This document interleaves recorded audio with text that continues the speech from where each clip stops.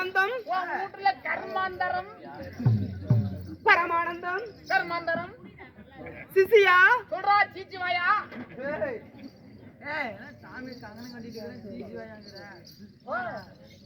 சாமி கங்கணம் அதெல்லாம் காத்தாடிக்கு தான் அப்பா பரமானந்தம் ஏன் உன்னை பெற்றல நானு கிளப்புக்கா அப்பான்ற என்னிடத்தில் யாவற்றை வேலைக்கு பேசுவது போல் என்னிடத்தில் அகலத்துக்கு விடகமா பேசி என்று சொன்னால் உன்னை நான் சபித்து விடுவேன். எங்க ஒரு ஒரு துணிமணி இல்ல இப்படி அம்மன் கட்டியா வந்திருக்கிற ஒரு சட்டையை தான் போய் பேண்ட் பிளாய் மாட்டோம் ஓடு போய் சட்டை போட்டு வாங்க போங்க சாமி ஏன் இப்படி அம்மன் கட்டியா வந்துக்கிறீங்க உன்னை போல் உடை மேல் பற்று இல்லாதவன் நான் அம்மன் முற்றும் துறைந்த முடி நான் திறந்தவரா ஆமா உண்மைதான் எதற்கு ஒரு அளவு உண்டு என் அகம் என்பது என்னுடைய உடைய உடல் உறுப்பை மறைப்பதற்கு என் இடுப்பிலே வஸ்திரம் கட்டி கொண்டிருக்கிறேன் உடம்புல கட்ட அவசியம் கிடையாது சரிங்க புரியுதா புரிஞ்சது பரமானந்தம் வீண் வார்த்தைகள் வேண்டாம் என்னிடத்தில் அகலத்துக்கு வேடமாக பேசி கொண்டிருந்தால் உன்னை சபித்து விடுவேன். எப்படி ஒண்ணு சபிக்க முடியும் எப்படி சபிப்பிடுன்னு கேட்கிறாய் எப்படி தெரியுமா பெருத்தது ஒரு வட்டப்பாறை பெரிய பாறாங்கல்லா போன்று சபித்து விடுவேன். பாறாங்கல்ல கல்லாக கல்ல போண்டுவேன். ஆமா நான் என்னோட உளி வச்சே தட்டு தட்டியே உடைச்சு போடுவோம் பாத்துக்க. ஆமா ஒரு உளி வச்சிட்டு இருக்கிறேன்.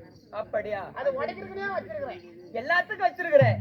இருந்தாலும் பிறகு எப்படி திறமை சவிப்பேன்? எப்படி இந்த லோகத்துல அது இந்த பூலோகத்துல உன்னை ஒரு பெட்ட நாயாக போன்று சபித்து விடுவேன்.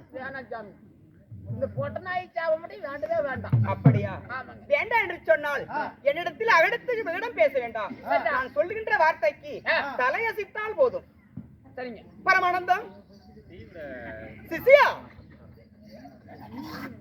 நாராயணா என்ன பையா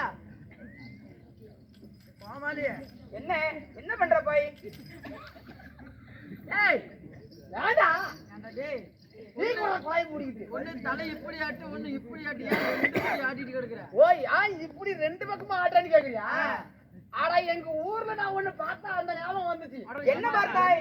பார்த்தா ஏங்க எங்க ஊர்ல இந்த மாதிரி ஒரு வீதி இருக்குது. சரி இந்த பக்கம் ஒரு தாத்தா வீடு, சரி இந்த பக்கம் ஒரு ஆயா வீடு, சரி இந்த பனி காலத்துல நல்லா குளிர்ல சரி இந்த தாத்தா என்ன பண்றாரு? சரி நல்லா ஒரு பெரிய பெட்ஷீட் அவனு போத்திக்கின்னு திண்ணில வந்து உட்காந்துக்கிட்டு சரி எப்படி நடுக்குறாரு? அப்படி இப்படி இப்படி இப்படி இப்படி ஆடுறாரு. வயதில் முதியவர் அல்லவா? ஆமா அதனால குளிர்ல தலை அப்படி ஆடுது. சரி இந்த பக்கம் இந்த பக்கம் ஆயா உட்காந்துக்கிட்டு சரி அது எப்படி போற மாதிரி எப்படி நடுக்குது?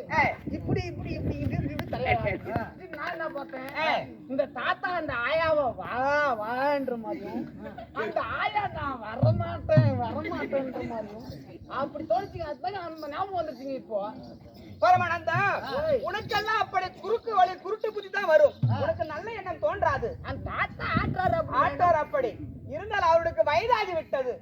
முதியோர் இடத்துல அவருடைய தலை நிற்கவில்லை. ரத்தம் அதுக்கு ரெண்டு பேரும் இப்படி ஆடுறது. யார் ஆயா மட்டும் இப்படி ஆடுவதுமே வயதானவர்கள் அல்லவா?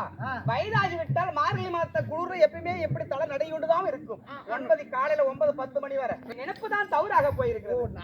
எண்ணங்களை மாற்றிக்கொள். உன்னுடைய தவறான எண்ணத்தை மாற்றிக்கொள். ஆகட்டும் பரமானந்தம் வீண் வார்த்தைகள் வேண்டாம். எப்படி தெரியுமா? நாட்டுக்கு நாடு மகாநாடு.